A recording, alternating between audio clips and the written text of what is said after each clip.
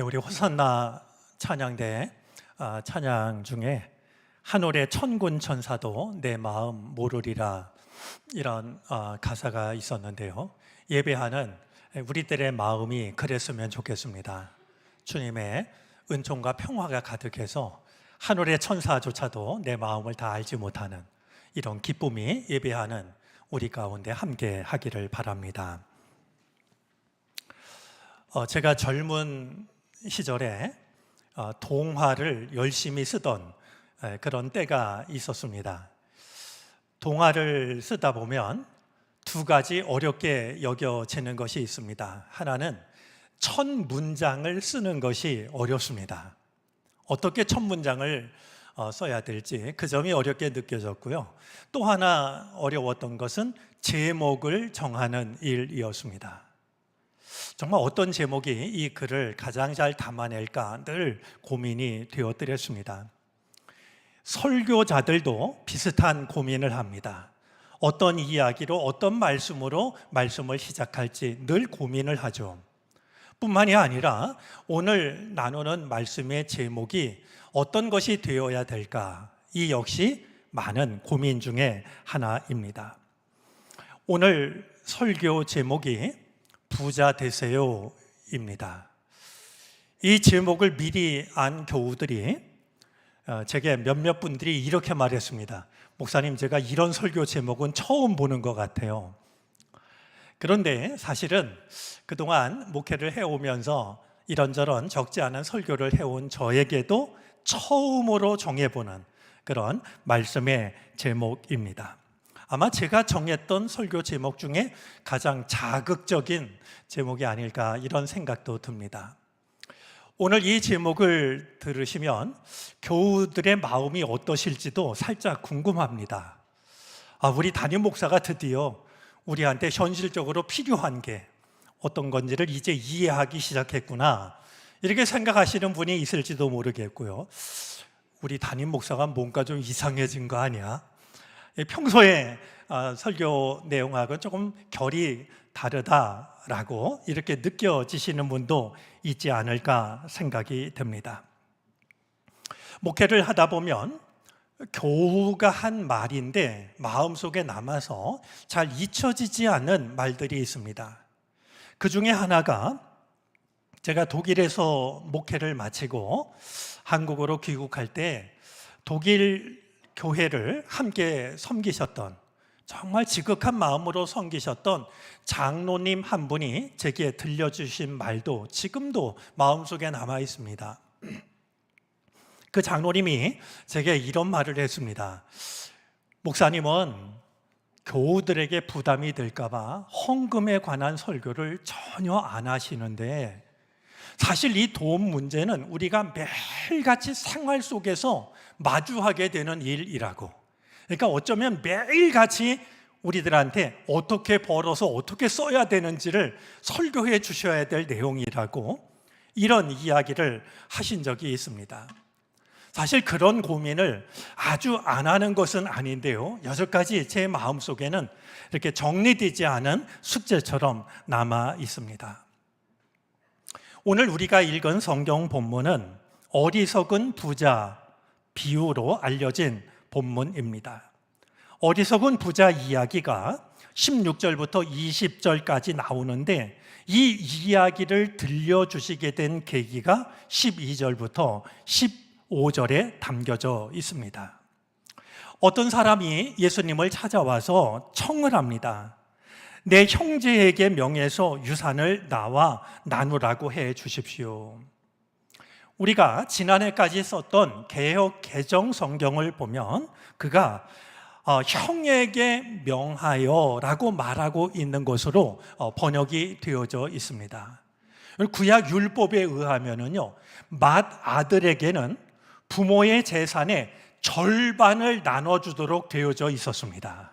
근데 아마 이 형이 더 가지려고 했던지, 아니면 동생들이 볼 때는 그것이 좀 못마땅한 기준이었는지는 모르지만 예수님한테 와서 좀 형에게 이 유산을 나와 좀 제대로 나눠 갖게 해달라고 이렇게 얘기를 해 주시면 좋겠습니다. 요청을 했던 것이었습니다.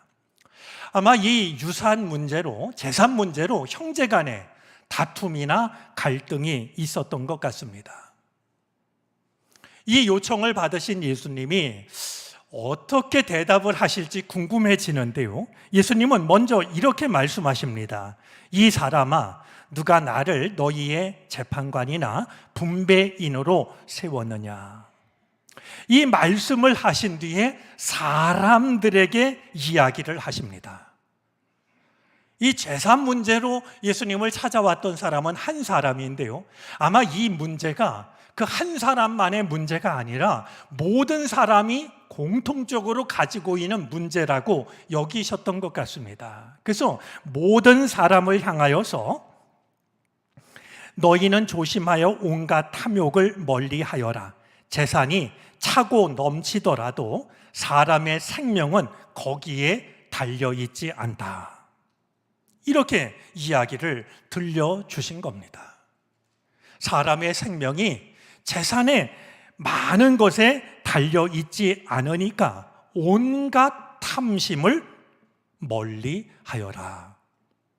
일러주셨습니다. 여러분, 온갖 탐심, 모든 탐욕, 이것을 멀리 하라고 말씀하시는데요. 우리 이 온갖 탐욕 중에는 어떤 것이 있을까요? 누구라도 대번 떠올릴 수 있는 아주 큰 탐심도 있을 거고요. 우리가 무시하고 있는 작은 탐욕도 있을 것 같습니다. 겉으로 드러나는 그런 탐욕도 있지만 우리 마음 저 깊은 곳에 또아리를 틀고 있는 그런 탐욕도 있을 거라고 여겨집니다.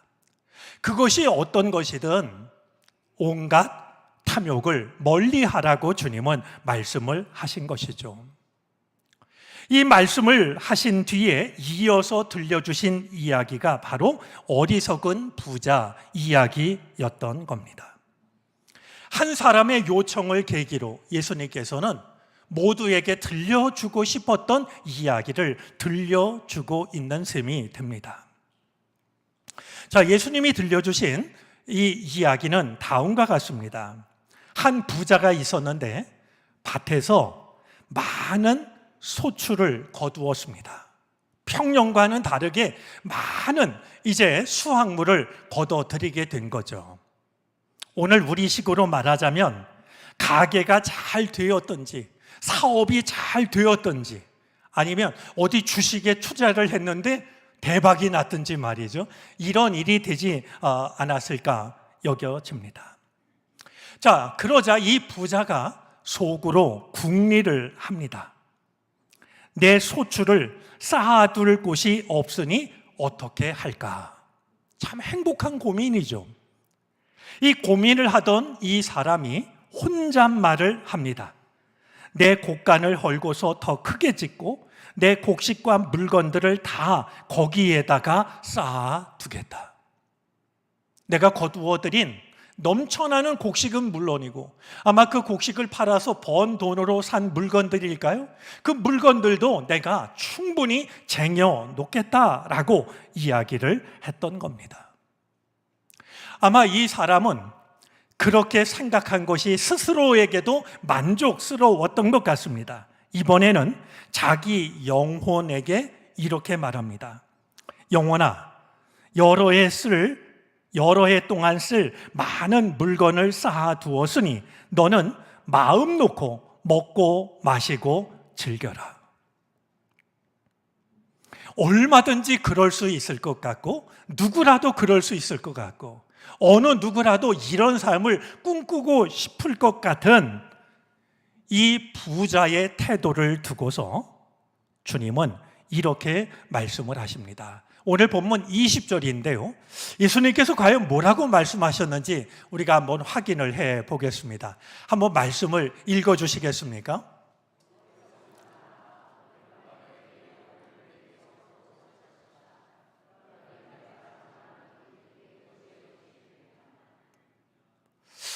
충분히 이해가 되는데요. 그리고 살짝 부러워지기도 하는데요. 주님께서는 이 사람을 두고서 어리석은 사람이라고. 그러시면서 오늘 밤에 내 영혼을 내가 도로 찾으면 내가 장만한 것들이 누구 것이 되겠느냐, 이렇게 질문을 하십니다. 하나님께서는 왜 이 부자를 두고서 어리석은 사람이라고 말씀하셨을까요? 어렵지 않게 짐작이 되는 몇 가지가 있습니다. 이 사람은 자기에게 주어진 소유가 영원할 거라고 생각을 했습니다. 뿐만이 아니라 내가 많은 소유를 모아두었으니 그 소유가 내 영혼까지도 지켜줄 거라고 생각을 합니다. 이 사람은 나에게 그 많은 것을 주신 분이 따로 있다라고 하는 것은 물론이고 내 영혼의 주인이 따로 있다라고 하는 사실도 모르거나 무시하였습니다. 오늘 성경 말씀에 보면 도로 찾으리니 라는 말씀이 있는데 내게 주신 것이 본래 내 것이 아니라고 하는 사실을 일러주고 있는 단어가 됩니다. 또한 이 사람은 언제 내 인생의 마지막 순간이 찾아올지를 전혀 몰랐습니다. 그리고 마지막 순간이 찾아오면 내가 그동안 모아드렸던 나의 기쁨이자 나의 자랑이었던 그 모든 것들이 더 이상 내 것이 될 수 없다라는 사실도 그는 모르고 있었습니다. 여러분 생각에는 오늘 이 사람이 주님으로부터 어리석은 사람이라는 말을 들을 수밖에 없었던 이유가 또 어떤 것이 있을지요? 그러고 보니 한 가지 빠뜨릴 수 없는 일이 떠오릅니다. 분명히 이 많은 것을 거두게 된 것은 하나님의 선물이었습니다. 여러분, 씨만 뿌린다고 많은 거 거두는 거 아니지 않습니까? 알맞은 일기를 주셨습니다. 비도 햇볕도 또 그것을 주실 뿐만 아니라 폭풍이나 바람이 곡식을 해하지 못하게 하셨죠. 그래서 많은 것을 거둬들였는데요, 이 부자는 자기 자신만을 생각합니다. 오늘 부자가 혼잣말을 하는 것 중에요, 하나하나 살펴보면은요, 가장 많이 등장하는 단어는 나라고 하는 단어입니다. 내 소출, 내 곡간, 내 곡식, 내 물건, 내 영혼. 오늘 이 말 속에 나와 관련된 말이 모두 7번이나 나올 만큼 그는 정말 하나님께서 주신 그것을 두고 자기 자신만을 생각하고 있습니다. 과연 예수님께서 이 비유를 통해서 무엇을 말씀하고 있는 것일까요? 우리가 예수님께서 좀 특별한 마음으로 들려주고 계시는 이 이야기를 통해서 예수님의 마음을 헤아리기 위해서는요, 예수님이 이 모든 말씀을 마치시면서 마지막으로 들려주고 있는 마지막 말씀을 우리가 곰곰이 살필 필요가 있다라고 여겨집니다. 오늘 본문의 마지막 말씀인 21절 말씀을 우리 다시 한번 확인을 해 보겠습니다. 한번 한 목소리로 읽어 주시겠습니까?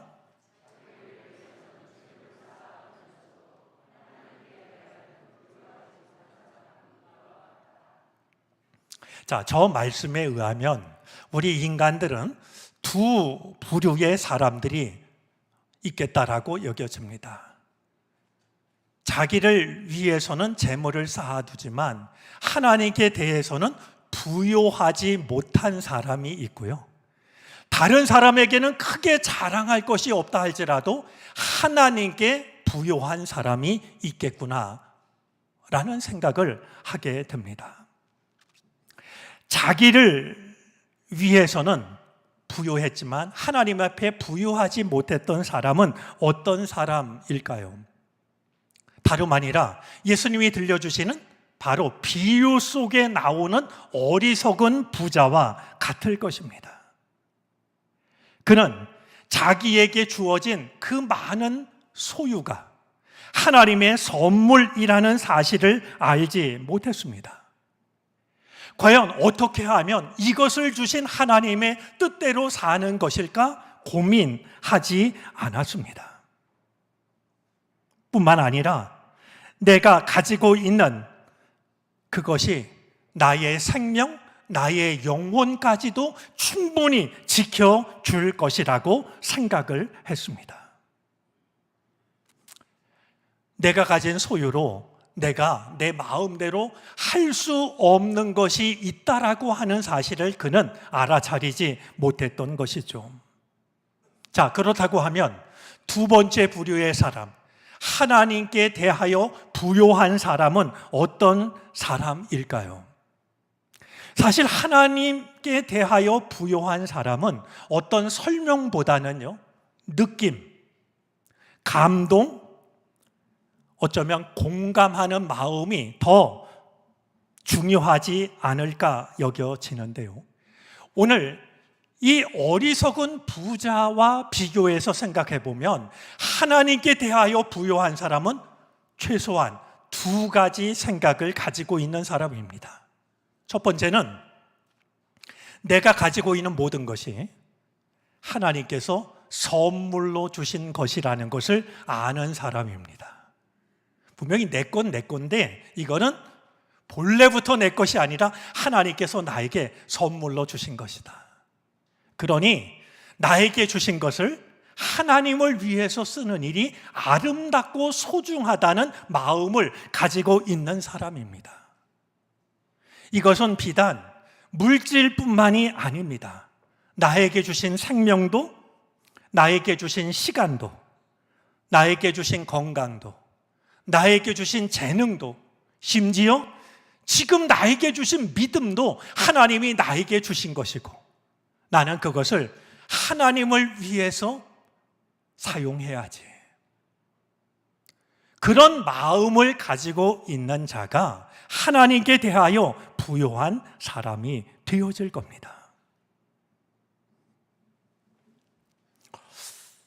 한 신사분이요, 길을 지나가다가 빵가게 앞을 지나가게 됐는데 한 어린아이가 눈에 들어옵니다. 남루한 옷을 입은 아이가 빵가게 그 유리창 앞에 서가지고요, 그 빵가게 안에 담겨있는 온갖 빵들을 눈이 뚫어져라 바라봅니다.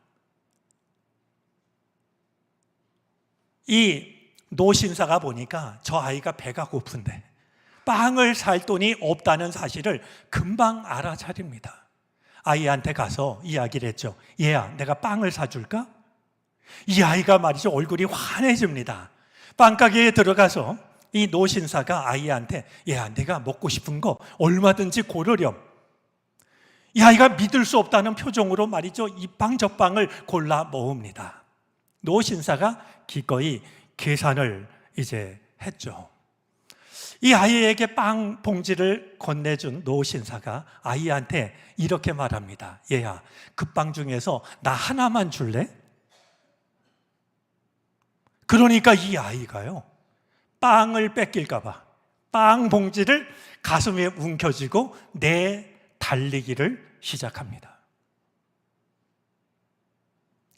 저는 이 한 소년의 모습이 오늘 본문 속에 나오는 어리석은 부자의 모습과 크게 다를 것이 없다라고 여겨집니다.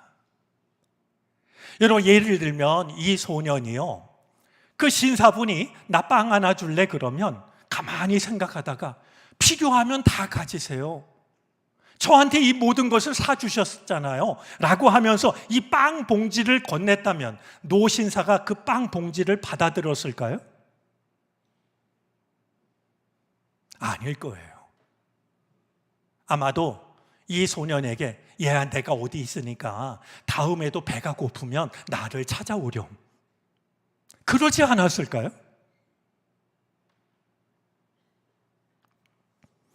마음속에 변함없는 감동으로 남아있는 한마디 말이 있습니다. 여러분들 언제 기회 되시면 전남 구례에 가면 운조루라고 하는 이 조선시대 중기로부터 이어져 내려오는 한옥집이 있습니다. 운조루라는 말은 구름 속의 새라는 뜻인데요, 거기에 가면 그 부엌에 쌀 2가마 정도가 들어가는 쌀 뒤주가 쌀통이 있습니다. 한번 사진을 좀 띄워주시겠습니까? 예, 바로 저 쌀통인데요, 여러분 잘 보실지 모르겠습니다만 저 쌀통에는 글 하나가 새겨져 있습니다. 타인능해라는 말입니다. 저 말의 뜻은 누구라도 이 쌀독을 열 수 있다라는 말입니다. 누구든지 쌀이 떨어진 사람이 있으면 와서 쌀을 가져가라고, 배고픈 사람이 있으면 가져가도 된다고. 그런데요, 저 집 주인은요, 행여라도 저 쌀을 가지러 왔다가 그 집에 사는 사람하고 마주치면 무안할까 봐 따로 문을 만들어서 식구들하고 얼굴을 마주하지 않아도 되도록 배려를 하고 있습니다. 아마 경주 최부잣집 이야기를 들어보신 적이 있지 않을까 여겨집니다. 여러분, 경주 최부잣집은요, 만석지기로 300년 이상 동안 부를 지켜온 명문가입니다. 그런데 이 집안에는요, 오래전부터 내려오는 가훈이 몇 가지가 있는데요, 그 중에 2가지를 보면 다음과 같습니다. 사방 백리 안에 굶어 죽는 사람이 없게 하라. 사방 백리 안에 굶어서 죽는 사람이 없게 하라가 가훈 중에 하나입니다. 또 하나, 이 내려오는 가훈 중에는요, 흉년에는 남의 논밭을 사들이지 마라. 흉년이 찾아와서 먹을 게 떨어지면 먹을 걸 구하려고 논밭을 헐값에 내놓지 않겠습니까? 그 논밭을 사지 말라고 말이죠. 이와 같은 것을 가훈으로 삼았지만 300년 이상이나 그런 부유함을 누리는 그런 집안이 바로 경주 최씨 집안 이야기입니다. 요즘 우리 사회에 잔잔하지만 큰 감동을 주고 있는 한 사람이 있습니다. 아마 여러분도 텔레비전이나 영화를 통해서 만나지 않았을까 싶습니다만, 우리 어른 김장하로 알려진 바로 김장하 선생님입니다. 저는 그분이 했던 여러 가지 일들을 열거하고 싶지는 않습니다. 마침 우리 삐에르 황춘성 집사님이 우리 교회 청소년들에게 이 영화를 볼 수 있는 기회를 주셔서 청소년들도 얼마 전에 영화를 보고 왔는데요, 이제 이 김장하 선생님을 생각하면 떠오르는 옛말이 있습니다. 막현호은 막현호미라는 말인데요, 감추는 것보다 더 잘 드러나는 것이 없고 숨기는 것보다 더 잘 알려지는 것이 없다라는 그런 말입니다. 드러내지 않습니다. 이 김장하 선생님의 삶을 취재한 김주한 기자가 책을 발간했습니다. 그 책 제목이 재미난데요, 우리 한번 잠깐 보여주시겠습니까? 김주한 씨가 쓴 책 제목이 줬으면 그만이지. 부제목이 뭐냐 하면 아름다운 부자 김장하 취재기입니다. 저는 부자라는 말 앞에 아름다운이라는 말이 들어간 것이 참 놀랍습니다. 그런데요, 이 책에 보면 줬으면 그만이지라는 이 말이 어디에서 왔는지 그것을 설명하는 내용이 있는데 다음과 같습니다. 어떤 스님이 눈보라가 치던 추운 겨울날 고개를 넘어서 이웃 마을로 가던 중에 마주오는 한 사람을 만나게 됐는데 허름한 옷을 입고 있는 거지였습니다. 스님이 볼 때 저 사람을 그냥 두면 얼어 죽을 것 같았습니다. 그래서 그냥 지나치려고 하다가 안 되겠다 싶어가지고 자기가 입고 있던 외투를 벗어서 거지에게 줬습니다. 외투를 받아 입은 이 거지가요, 당연하다는 듯이 그냥 지나가는 게 아니겠습니까? 스님이 뭔가 괘씸한 생각이 들었습니다. 그래서 그를 불러가지고 이렇게 말하죠. 여보시오, 아무리 그래도 고맙다는 인사 한마디는 하고 가야 될 것 아니요? 그러자 거지가 이렇게 말합니다. 줬으면 그만이지. 뭘 칭찬을 되돌려 받으려는 것이요? 이 한마디가 이 스님에게 큰 깨달음이 되었다는 겁니다. 이것을 김장하 선생님은 당신의 삶의 철학으로 받아들였던 겁니다.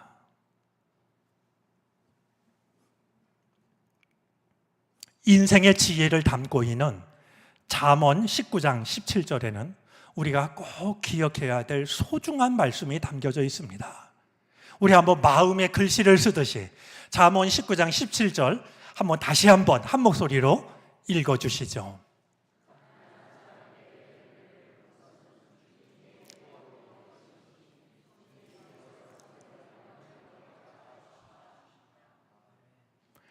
가난한 사람에게 은혜를 베푸는 것은 내가 손해를 보는 게 아니라 주님께 구워드리는 일과 같은 일이다. 주님께서 그 선행을 내가 한 만큼이 아니라 넉넉하게 갚아주신다. 이렇게 말씀하고 있습니다. 오늘 말씀의 제목은 부자 되세요입니다. 우리 호주머니 하나, 지갑 하나를 채우는 부자가 아니라 나에게 모든 것을 주신 하나님의 은혜와 사랑을 기억하면서 내 마음, 나의 관심, 나의 사랑을 필요로 하는 이들에게 우리가 그것을 나누게 될 때 우리는 진정한 부자가 되어질 수 있을 겁니다. 마음의 부자가 되시기를 바랍니다. 믿음의 부자가 되시기를 바랍니다. 사랑의 부자가 되십시오. 바로 이것이 하나님 앞에서 부요한 사람이 되어지는 길입니다. 우리 모두가 하나님 앞에 참으로 넉넉하고 부요한 사람으로 살아갈 수 있게 되기를 주님의 이름으로 축원합니다. 기도하겠습니다. 주님, 우리 인생은 빈손으로 왔다가 빈손으로 돌아갑니다. 우리에게 주신 모든 것은 주님의 선물입니다. 주님 앞에 부요한 사람으로 살게 하시옵소서. 모든 것을 다 주셨지만 가장 넉넉하셨던 예수 그리스도의 이름으로 기도를 드립니다. 아멘.